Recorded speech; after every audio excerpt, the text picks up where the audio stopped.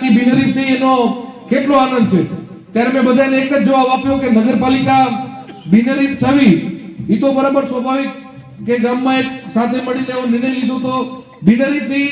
ના પણ થયો તો સામે કોંગ્રેસના એક પણ ઉમેદવારની ડિપોઝિટ ન રહે, તમને વિશ્વાસ છે। પણ બિનહરીફથી એના કરતા વધારે આનંદ છે કે અમારે ગામનો જે આ સંપ છે, જે એકતા છે ને એ માતાજી ભગવાન નાથજી દયાથી જળવાઈ રહ્યો, એને અમને વધારે આનંદ છે। અને આજે પણ ભગવાનને ઉપરવાળાને પ્રાર્થના કરીએ કે આપણા ગામનો જે સંપ છે, જે એકતા છે એ જળવાઈ રહે। બધા પત્રકારો આ જ વાત કરતા હતા કે આ પ્રકારેનો સંપ હોવો, આ પ્રકારની એકતા હોય, આ બધા ગામમાં શક્ય નથી। મને પૂછ્યું કે આ કેવી રીતના તમે બધું મેનેજ કરો છો, ત્યારે એક જ વાત કરી કે આ ગામમાં ક્યારે મારો તારો નથી કર્યું, ક્યારે ઊંચો નીચો નથી કર્યો। સગો ભાઈ પણ ખોટો હોય તો એને ખોટો કહેવાની હિંમત રાખી છે, અને ગમે એ માણસ હોય ને ગમે એવું કામ હોય ત્યારે એના સાથે ખભે ખભો મલાવીને ઉભા રહ્યા છીએ। રાતના 2 વાગે દવાખાનાનું કામ પડે કે પોલીસ સ્ટેશનનું કામ પડે તો રાતના 2 વાગે 4 વાગે પણ જાગીને દવાખાને પોલીસ સ્ટેશન ભેગા ગયા છે। એમના છોકરાઓને ભણવાની વાત હોય કે કોઈ પણ વાત હોય ત્યારે ગમે એવું કામ હોય, એનું રાજકીય કામ હોય કે સામાજિક કામ હોય કે કોઈ ગામમાં 2 વ્યક્તિ વચ્ચેનો ઝઘડો થયો હોય તેમાં ક્યારે બરતામાં ઘી નથી ઉમેર્યું, એને ભેગા બેહાડીને એનું સમાધાન કેમ થાય એનો પ્રયાસ કર્યો છે। એના કારણે મિત્રો આ પરિણામ શક્ય બન્યું છે। ત્યારે આપણી બધાની એકતા આ બની રહે, આ આપણા ગામનો મેસેજ જે આખા ગુજરાત લેવલે છે, દેશ લેવલે ગયો છે, એટલે આપણે ખૂબ આપણા માટે ગૌરવની વાત છે। હવે કોંગ્રેસના જે 2 થી 4 ઉમેદવાર છે એને પણ અહીંથી જાહેરમાં અપીલ કરું છું, તમે બધા પણ આવી અને ભારતીય જનતા પાર્ટીના ઉમેદવારોને જાહેર ટેકો સમર્થન કરી દો, કારણ કે તમે જીતવાના નથી, તમને ખબર છે। અને હવે આ ચૂંટણી કોઈ મતદાન કરવા માટે એટલા માટે મતદાન કરાવવાનું છે કે સામેવાળાની ડિપોઝિટ પણ ડૂલ થાય, કે બીજી વાર જ્યારે ગામ સમસ્ત નિર્ણય લીધો હોય કે ગામ સમરસ થવાનું છે ત્યારે કોઈ આવી રીતના બીજી કોઈ ઊભું રહેવાની હિંમત ન કરે। એટલે આપણા જે બાકી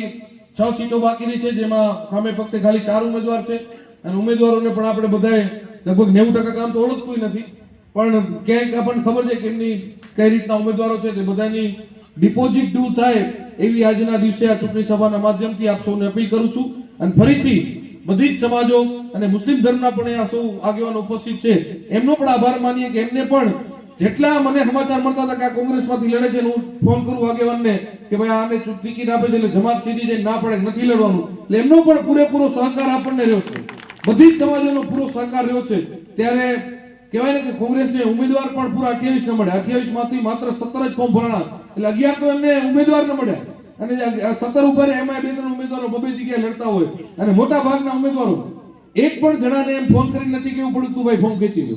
બધાય જણાએ ફોર્મ ભરીને સામેથી કીધું કે યાર ગામ સમસ્ત નિર્ણય લીધો હોય, તમે બધાએ આગેવાની લીધી હોય, અમારા નાના મોટા કામ દી રાત કરતા હોય ત્યારે અમારે ફોર્મ ખેંચી લેવું છે, એમ કરીને બધાએ ફોર્મ ખેંચી લીધા। ત્યારે એ બધા ઉમેદવારોને પણ ખરેખર હૃદયપૂર્વકનો આભાર માનું છું, કારણ કે